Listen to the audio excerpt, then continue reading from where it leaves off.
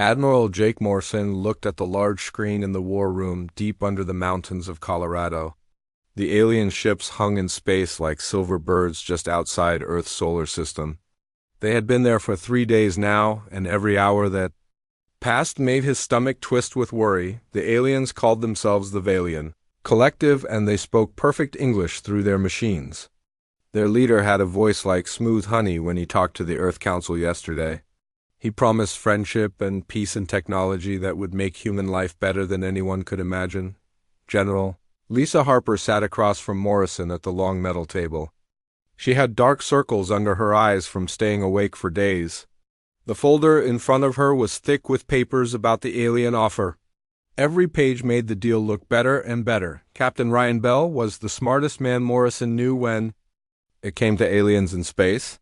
He had studied every signal from the Valian ships and read every word they sent to Earth. His face was pale as he spoke to the room full of military officers and government people. The Valians said they had been watching Earth for hundreds of years.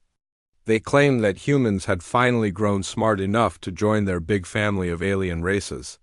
They wanted to give Earth medicine that could cure any disease and make people live for centuries. They offered clean energy that would never run out and machines that could travel faster than light between the stars. Morrison had fought in wars across 3 continents, and he knew when something smelled wrong. The aliens were too nice and too eager to help. They wanted an answer in just 30 days, which was not enough time to really understand what they were offering. Dr. Amy Foster was Earth's best person for thinking about strategy and war. She had read every alien message 10 times and studied their ship movements with her computers. She told the Council that the Valians controlled over 200 different alien races in their collective.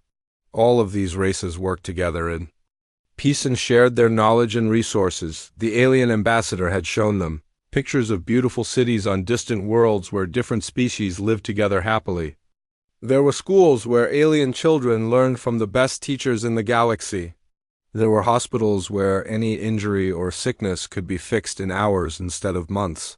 There were farms that could grow enough food to feed a planet using just a small piece of land. But Morrison noticed things that others missed.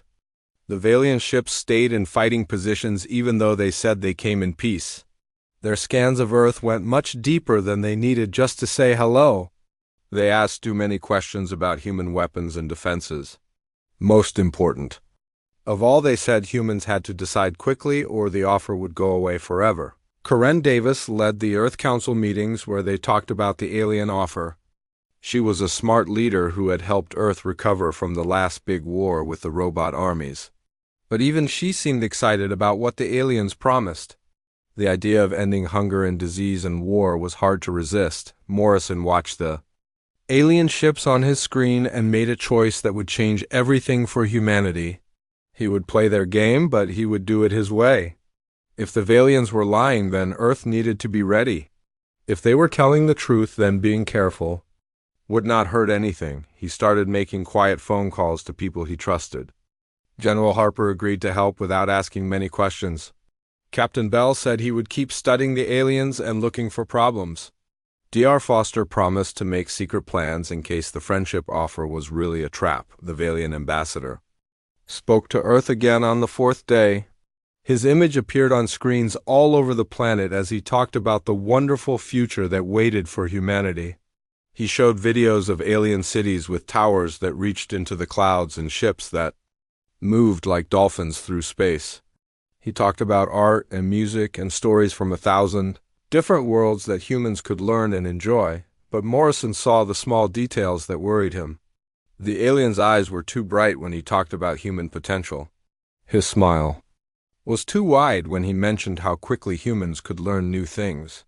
The way he described human colonies on alien worlds sounded more like moving people away from Earth than giving them new homes. Morrison called a secret meeting with his most trusted officers. They met in a room with no windows and thick walls that blocked any signals from getting in or out.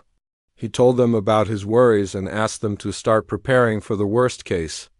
They would need to look like they were accepting the alien offer while really getting ready to fight. The next morning, President Davis announced that Earth was interested in the Valian offer but needed more time to study it. The alien ambassador seemed happy with this answer. He said the collective understood that such a big decision needed careful thought. He promised to answer any questions and provide more information to help Earth choose wisely. Morrison knew that the real test was just beginning. If the aliens were honest friends, then the extra time would help Earth make a better deal.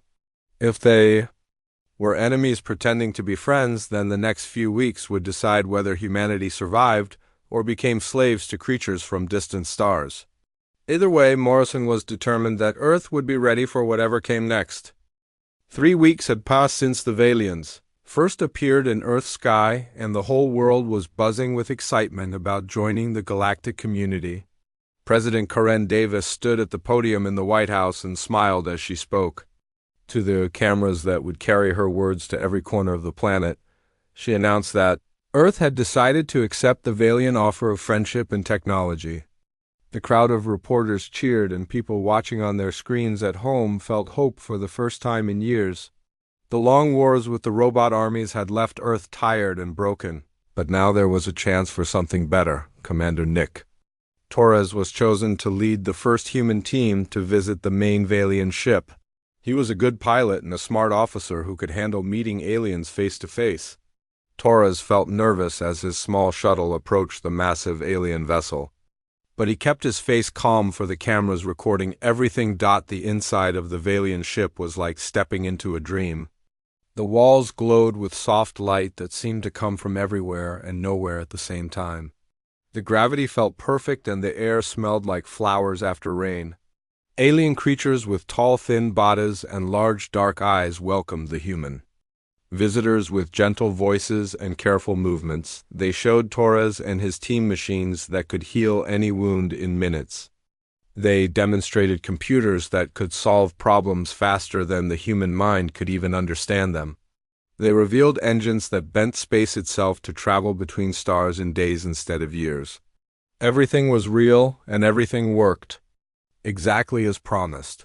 But while Torres toured the alien ship, Admiral Morrison was busy with secret work back on Earth. He had started something called Operation Sleeping Giant with director Helen Brooks, who ran Earth's spy network. While everyone else celebrated the new friendship, Morrison and Brooks were preparing for war. Dr. Pete Collins worked in a hidden laboratory built deep under the Rocky Mountains where no alien scanner could find him. His job was to study every piece of Valian technology that the aliens had shared with Earth. What he found made his blood run cold, but did not surprise him. The medical machines that could cure any disease had tiny parts hidden inside them. These parts would change human DNA slowly over time, making people need more alien medicine to stay healthy. The energy systems that promised unlimited power had secret switches that could turn them off from far away, even the faster than light. Engines had tracking devices that would tell the aliens where every human ship went. Collins shared his findings with Morrison through coded messages that looked like routine supply requests. The Admiral was not surprised to learn that the generous gifts came with invisible chains. He had expected this from the beginning, but now he had proof that the Valians were not the friends they pretended to be. Colonel Beth Martinez had the hardest job of all. She had to make it look like Earth was preparing to join the galactic community while really getting ready for the biggest fight in human history. She organized meetings about peaceful space exploration while secretly moving warships to hidden positions. She signed contracts for civilian space travel while quietly putting weapons on passenger ships. The Valians watched everything through their advanced sensors, but they only saw what Martinez wanted them to see.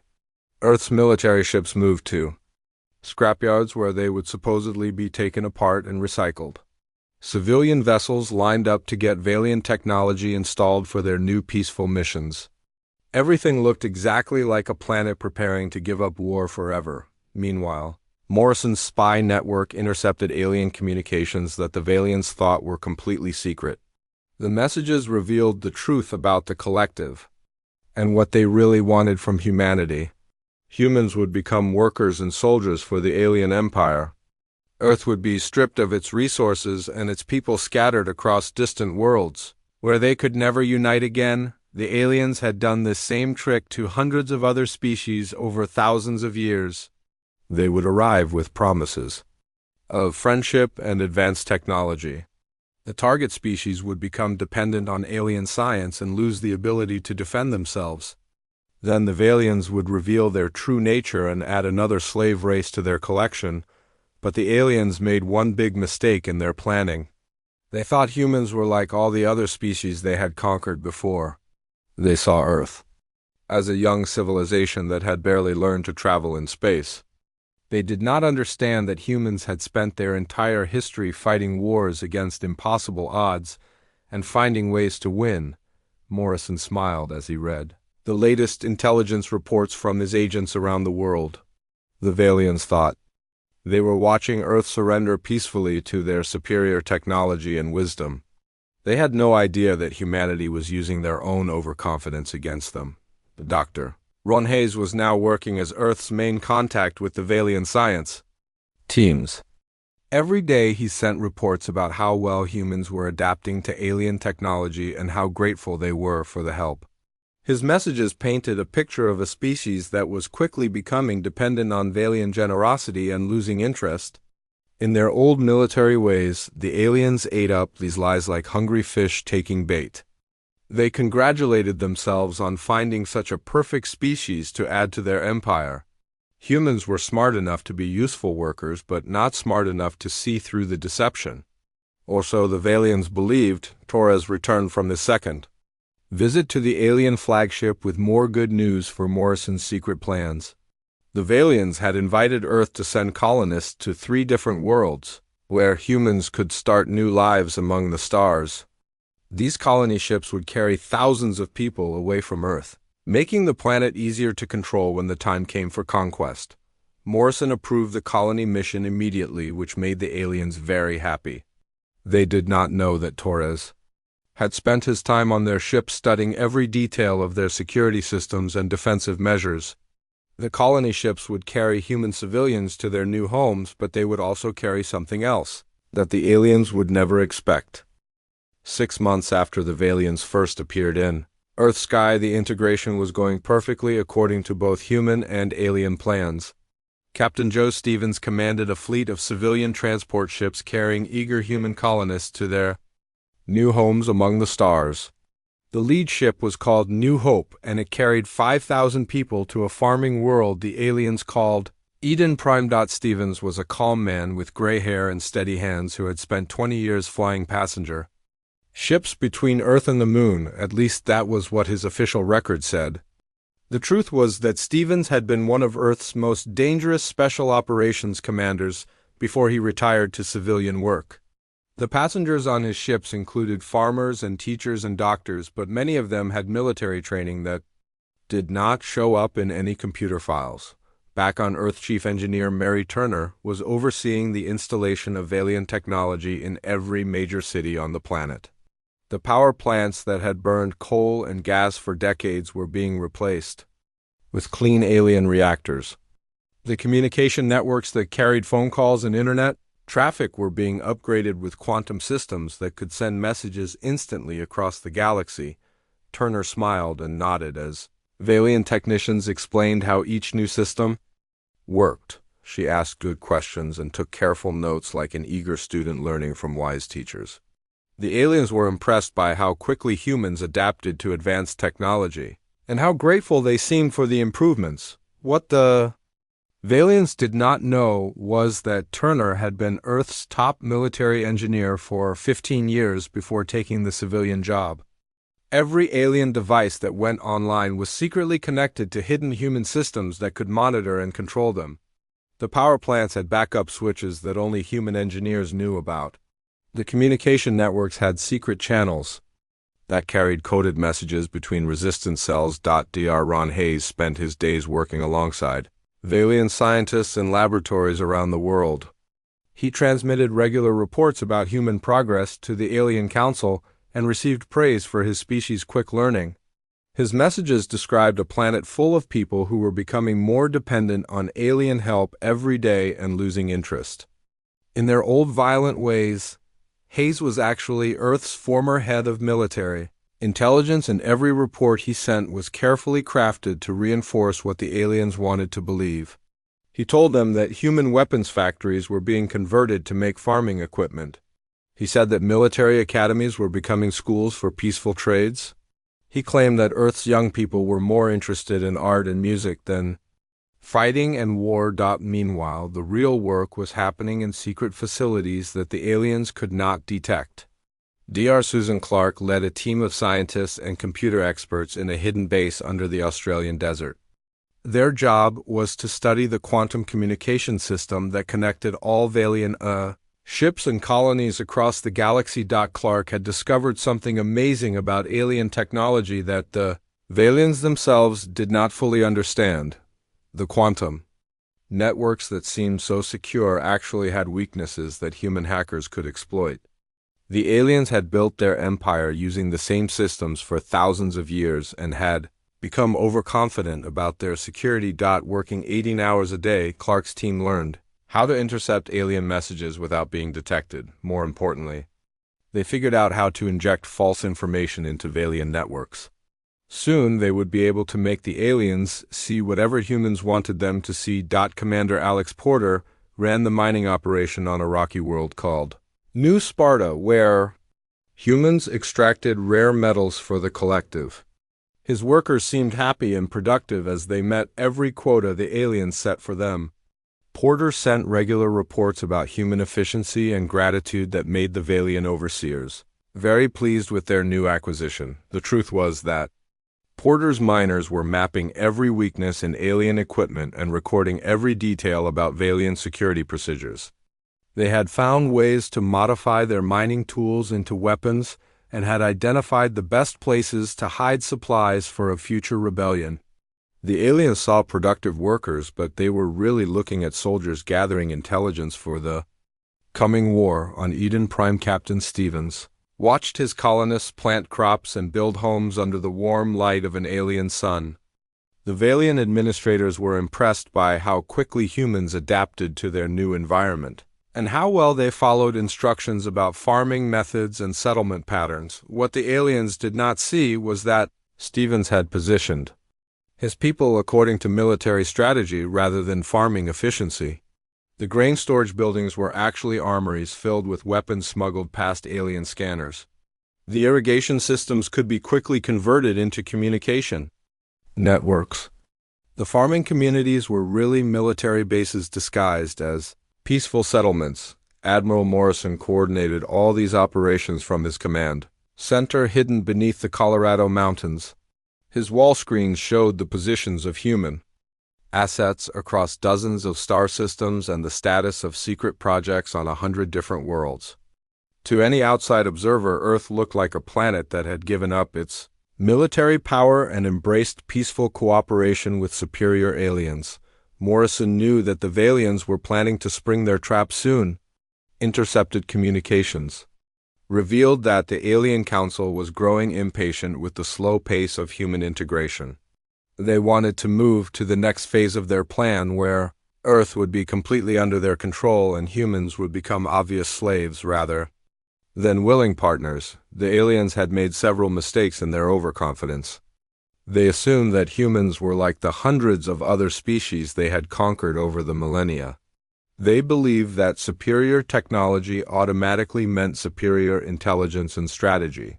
Most importantly, they thought that a young civilization like Earth could never match the experience and knowledge of an ancient galactic empire. Morrison had been counting on these mistakes from the beginning.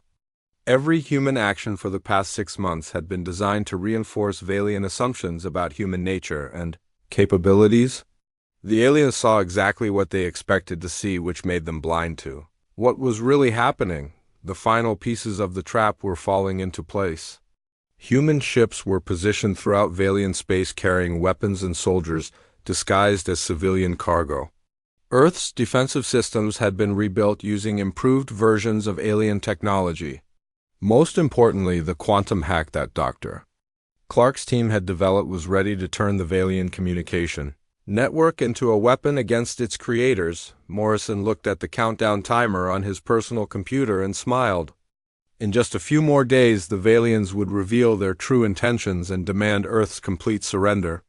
They expected to find a helpless planet full of grateful slaves who had been softened up by months of dependency on alien generosity. Instead, they would discover that humanity had been ready for this moment from the very beginning. The moment Admiral Morrison had been waiting for finally arrived on a cold Tuesday morning 18 months after first contact. He was aboard the command ship Legacy orbiting Earth when every communication channel suddenly came alive with the same message broadcast from the Valian flagship. Fleet Commander Zethkalar's voice was no longer the smooth honey that had charmed Earth's leaders during the early negotiations. Now it carried the cold authority of a conqueror who was tired of pretending to be a friend. His words cut through space like ice as he delivered the ultimatum that would change everything. All human military forces were ordered to stand down immediately and prepare for integration into the Valian labor system. Earth's government would be dissolved and replaced with collective administrators who would manage the planet's resources more efficiently. Humans who cooperated would be relocated to work camps on various worlds where their natural adaptability could be put to good use. Those who resisted would be eliminated along with their families to prevent future rebellion. The Valian fleet was moving into position around Earth and the human colonies to ensure compliance with these new orders. Any attempt at military resistance would result in the complete destruction of human civilization. Morrison felt a cold smile spread across his face as he listened to the alien commander's threats. This was the moment he had prepared for since the very first day the Valians appeared in Earth's sky. Everything that had happened over the past year and a half had been building toward this confrontation. President Davis appeared on screens across Earth looking shocked and betrayed as she responded to the alien ultimatum. Her voice shook with emotion as she spoke about humanity's trust being violated and their friendship being thrown back in their faces.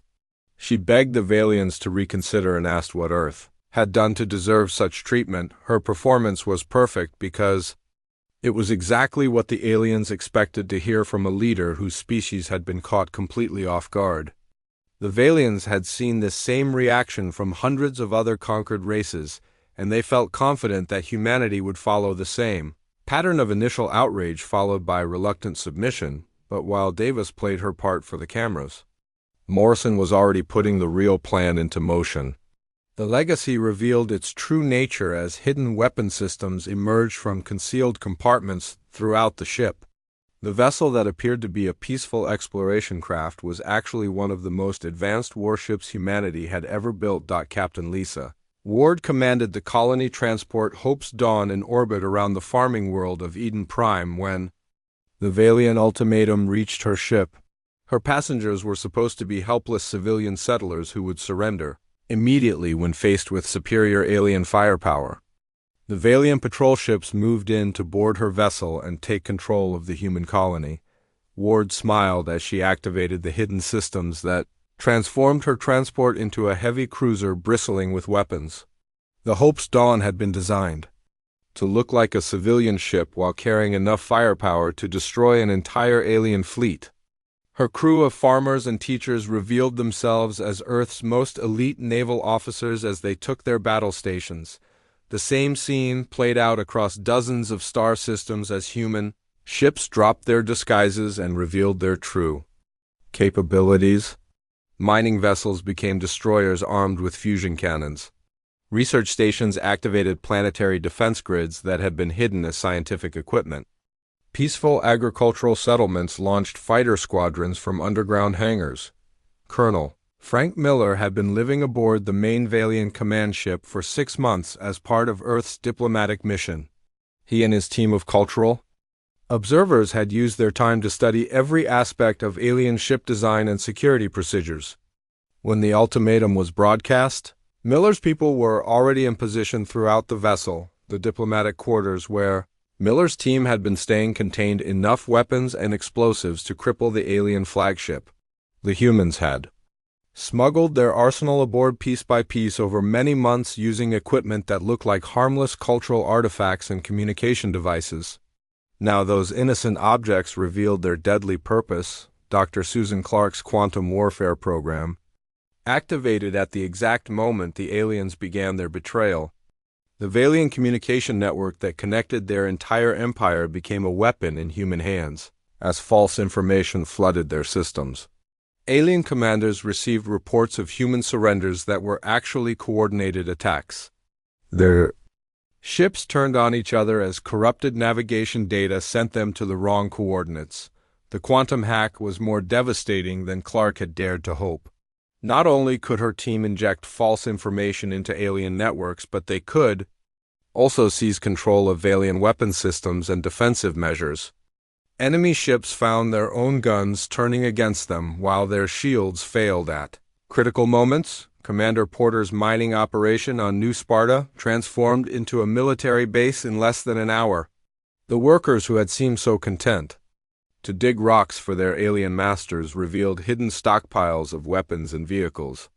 The mining equipment that had extracted rare metals from the planet's crust now carved defensive positions and underground bunkers. Porter led his people in an assault on the Valian administrative center that controlled the entire star system. The aliens had built their facility to withstand attacks from other spacefaring civilizations, but they had not considered the possibility of rebellion from within their own empire. Human engineers had studied the building's weaknesses for months. While pretending to maintain its systems, back on Earth the power plants and communication networks that had been upgraded with Valian technology became weapons against their creators. The hidden human control systems that Chief Engineer Turner had secretly installed allowed Earth's forces to shut down alien equipment while maintaining their own capabilities. The invaders found themselves fighting blind and powerless while human defenses remained fully operational. Admiral Morrison watched the battle unfold from his command center as reports poured in from across human space. The Valian fleet that had expected to crush helpless resistance was instead facing the most coordinated military campaign in galactic history. Every human world had been prepared for this moment, and every colonist had known their role in the coming fight. The aliens, who had conquered hundreds of civilizations over thousands of years, were experiencing something completely new. They faced an enemy that had pretended to be weak while actually growing stronger. They fought opponents who had studied their tactics and technology for months while appearing to be grateful students. Most shocking of all, they discovered that their own weapons and communication systems had been turned against them. Fleet Commander Zethkalar sent desperate messages to collective headquarters requesting immediate reinforcements. He reported that the human species had somehow anticipated the betrayal and prepared an elaborate trap. His fleet was taking heavy casualties from enemies who seemed to know every weakness in Valian ships and tactics, but Morrison's hackers intercepted those messages and replaced them with false reports of easy victory and human surrender. The Collective Council received updates claiming that Earth had been pacified and its colonies were being processed according to standard procedures. No reinforcements would be coming to save the Valian fleet because their leaders had no idea they were losing the war. The war that the Valians had expected to be a simple pacification operation ended in complete disaster after only 3 days of fighting. Admiral Morrison stood on the bridge of the captured alien flagship that had been renamed the Liberation. As he surveyed the wreckage of what had once been the most powerful fleet in the galaxy, the Collective's invasion force was scattered across dozens of star systems, with most of their ships either destroyed or surrendered to human forces. The survivors who had managed to escape were running back toward their home territory with news of their defeat. For the first time in their long history, the Valians had encountered a species that was smarter and tougher than they were. Captain Tony Baker led the investigation teams that were going through captured alien vessels and databases. What they found revealed the true scope of the Valian crimes against galactic civilization. The Collective was not a peaceful alliance of different species working together as they had claimed. It was an empire built on slavery and exploitation that had lasted for over 10,000 years. The 200 species that supposedly belonged to the Collective were actually conquered peoples whose military forces had been destroyed through the same technological dependency trap that the aliens had tried to use on Earth. Their homeworlds had been stripped of resources while their populations were scattered to labor camps across the galaxy. where they could never unite against their masters. Baker's teams found records of species that had been completely extinct by Valian greed and others that had been reduced to small populations, kept alive only because they were useful for specific types of work. The aliens had refined their conquest techniques over millennia, until they believed no civilization could resist their methods, but humanity had proven them wrong in the most spectacular way possible. Not only had Earth avoided the trap, but they had turned it inside out and used Valian overconfidence against them. The hunters had become the hunted and the masters had become the slaves. Chief Diplomat Rachel Stone was working with representatives from the liberated species to establish what would become known as the Free Worlds Alliance. Unlike the authoritarian system that the Valians had imposed, this new organization would be based on genuine cooperation and mutual respect between equal partners. Stone had to overcome centuries of mistrust and fear among the former slave races. Many of them had forgotten what freedom looked like after generations of oppression. Others were suspicious that humans would simply replace the Valians as the new galactic overlords. It took patience and careful diplomacy to convince them that Earth wanted partners rather than subjects. Dr. Pete Collins continued his analysis of captured Valian technology and made discoveries that amazed even him. Human engineers had not simply copied alien science during the months of preparation. They had actually improved it in ways that the original creators had never imagined. Human innovation and creativity had taken weapons and tools that were thousands of years old and made them better. The quantum communication systems that humans had hacked were now more efficient and secure than anything the Valians had ever built. The medical technology that was supposed to create dependency had been modified to provide genuine healing without any hidden controls. Even the faster-than-light engines had been enhanced to travel greater distances using less energy. On the former colony world's human settlements were transforming from hidden military bases back into thriving civilian communities. Governor Ashley Green oversaw this transition on Eden Prime, where the farming colony had become the administrative center. For an entire star system that was now free from alien control, Green worked with the indigenous species that the Valians had been exploiting to mine rare crystals from the planet's moons. These beings had been treated as nothing more than living tools for hundreds of years, but under human protection. They were rediscovering their own culture and technology. The crystals that had been stolen to power Valian ships were now being used to build schools and hospitals for all species in the system. The irony of the situation was not lost on Admiral Morrison as he reviewed reports from across human space. The Valians had tried to enslave humanity by offering them advanced technology and the promise of galactic citizenship. Instead, they had created their own replacement as the dominant power in this region of the galaxy. Earth's fleets now patrolled star systems that had been under Valian control for thousands of years. Human diplomats were negotiating treaties with alien races that had never known freedom. Human scientists were working to reverse the environmental damage that the collective had inflicted on dozens of worlds. The final twist came when the surviving Valian commanders requested asylum within human territory. Their own people had declared them failures and exiled them for losing an unwinnable war against primitive barbarians. They had nowhere else to go except to the very species they had tried to conquer. Morrison granted their request after long consideration. The former masters would live under human protection as a reminder to the galaxy of what happened to those who underestimated Earth's resolve. They would also serve as valuable sources of information about other hostile civilizations that might threaten the growing alliance of free worlds. Commander Stevens returned to Earth after establishing the colonial government on Eden Prime and found a planet that had been transformed by victory. The cities that had been darkened by alien occupation were now bright with celebration. The factories that had pretended to convert from military to civilian production were openly building the ships and weapons that would defend the new alliance. Dr. Hayes published the real history of the Valian conflict for the first time since the war began. The galaxy learned how humanity had spent over a year pretending to be naive victims while actually preparing the most elaborate Military deception in known history. Other species began to study human tactics and philosophy as they rebuilt their own civilizations, the free worlds. Alliance grew stronger every month as more liberated races joined the organization. Trade routes that had been controlled by Valian overseers became pathways for cultural exchange and economic cooperation.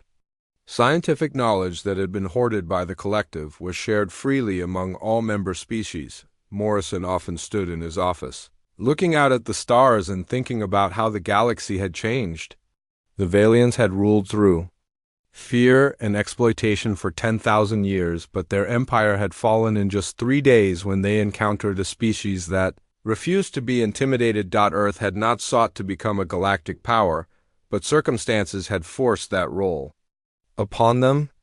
The responsibility was enormous, but Morrison believed that humanity was ready for the challenge. They had proven that intelligence and determination could overcome superior technology and ancient experience. The aliens had tried to outsmart humanity with a fake peace offering, and Earth had let them believe their deception was working, right up until the moment it destroyed them. The galaxy would never underestimate human cunning again, and that was exactly how Morrison wanted it to be.